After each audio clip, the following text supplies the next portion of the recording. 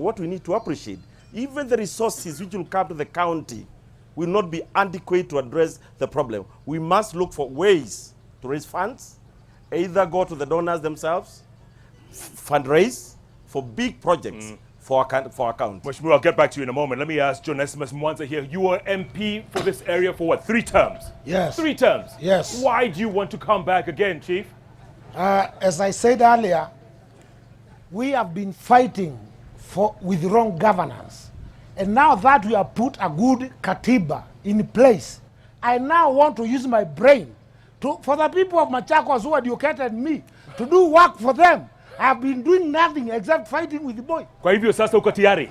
Huh? Uko tayari sasa? I'm ready for everything and for the development of this area. Especially so, I'm very much worried when I see women beating stones with a hammer when we have advanced so much and we have stone crushers. Why can't we use CDF for this? That's why we are calling for CDF. Why do we give our sand to Nairobi freely when we can package it like cement and sell it? Why do we leave this water flowing? Why can't we have small ponds? If you go to a place like Matu, a canal which was built by Mau Mau in around 57, today makes that area the most productive area of Kampani. But you had 3 terms to prove yourself. Yes. Now hukufanya kitu. At those 3 times, when Moi was saying, jina la mjumbe aileti chakula kwa mesa. Akaambia hata Saitoti, kama makamu wa rais analeta chakula kwa mesa, nimekuongezea. You know, those languages means he was controlling the money. And it couldn't go to people, areas where he didn't want. Yeah. Yeah. Mheshimiwa, I know you're dying to say something. Jeff, what I would like to say, sincerely speaking, if we sit with the government now, and I'm talking on behalf of the government, I'm an assistant minister in this government. Yes. If you look now, in the Ministry of Water, yeah, Honorable Charity Ngilu has been able to fight for more funds. You see, it is the minister, and I'm not blaming my brother here. It's just maybe my sister is more aggressive. Ngilu, she has really pushed the government to add more water, to add more money in the water budget. And if you see now, like I'll give you an example, like in Athi River. Athi River, we would go even for 2 weeks without getting water. If we miss water in Athi River now, it is just 1 or 2 days. And this is the effort from the Ministry of Water in conjunction with what we have in CDF. Yeah. And I don't think we should be here to just blame anybody. So you're saying there's been an improvement? There's been an improvement. And Jeff, what I'm trying to say, if you have really been elected, you were elected Mzee wa Kijiji, you understand?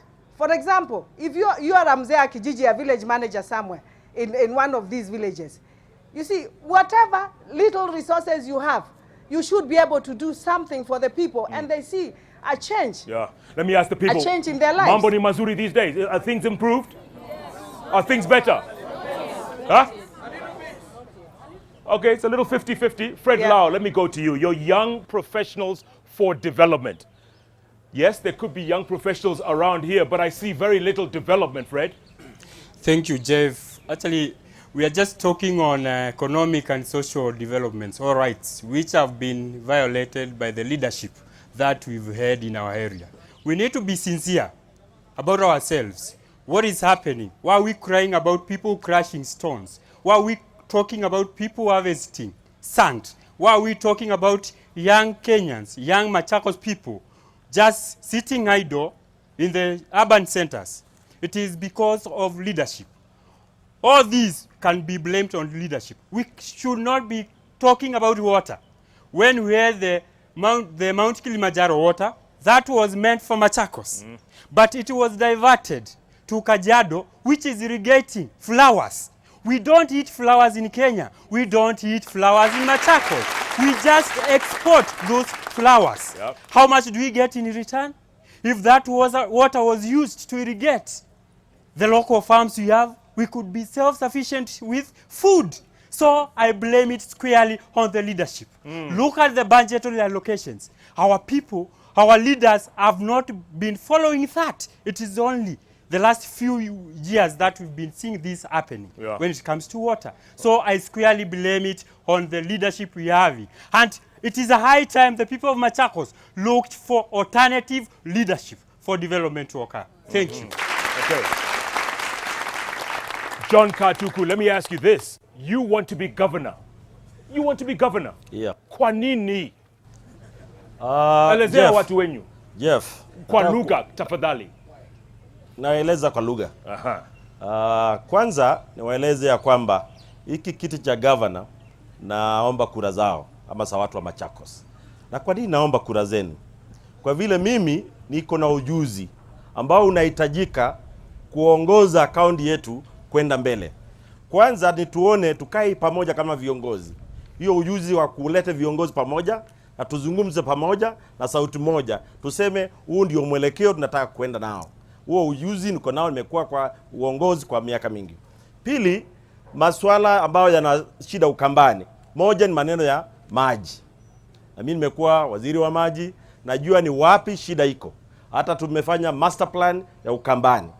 Ile inabaki ni hela tuweke, tuseme hapa tufanye hii tufanye, na hiyo ujuzi niko nao. Nimekuwa assistant minister of finance na nimekuwa na fursa ya kuwa katika ministry of finance nikiwa na mheshimiwa Muraria, na nikawa na nafasi ya kuwa exposed to international community in terms of World Bank, IMF, European Union, ADB na juana na hizo mashirika. Hii pesa tutapata hapa Machakos 15% haitakuwa ya kutosha. Tunahitaji kiongozi ambaye ana uwezo wa kuhusika na mashirika kama tupate pesa. Na pia huyu kiongozi ako hapa. Kwanza nikuelezea kwamba unajua kwa uongozi tunataka tutafute mambo mawili. Mtu ambaye unaweza muamini, a trustworthy person. Ukimpea pesa zako, ukimpea mpango yako, hata dhuru nayo. Ama mtu ambaye ako na ujuzi. Ukiweka mtu ambaye haelewi sera za vile mambo yanafanywa, tutachelewa watu wa Machakos. Lazima tuanze mbio, na kaunti ile itakuwa na kiongozi ambaye haelewi maneno haya, itabaki nyuma. Kwa hivyo ndio nasema mimi nataka kuwa governor wa Machakos County, tuungane na viongozi kama kina Wavinya, kina Gikuyu, tufanyie watu kazi, tupange mipango ambayo itasaidia sisi hasa kuondoa maskini, kuondoa shida ya chakula Machakos na mambo kama haya. Okay, all right. Jonesmus Kikuyu, Fred Lau, your colleague right there on the far end, he said people are looking for alternative leadership.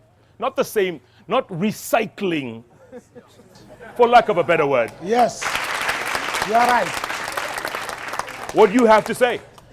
What I have to say on that is people can look for alternative leadership.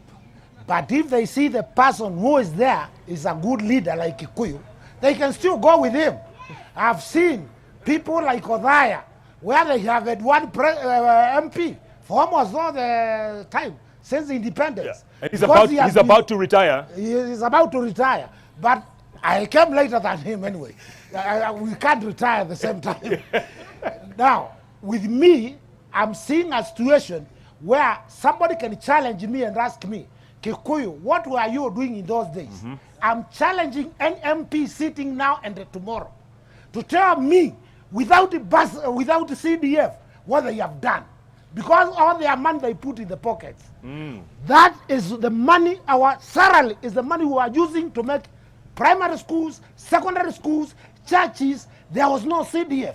There was no contribution from the government. It was money being given to Mulu Mutesi alone. And I kwenda kwa Harambee and I let 10,000. Na anasema hii Bujumbenu atoi kitu kwa nini? Na mshahara yangu ni 5,000.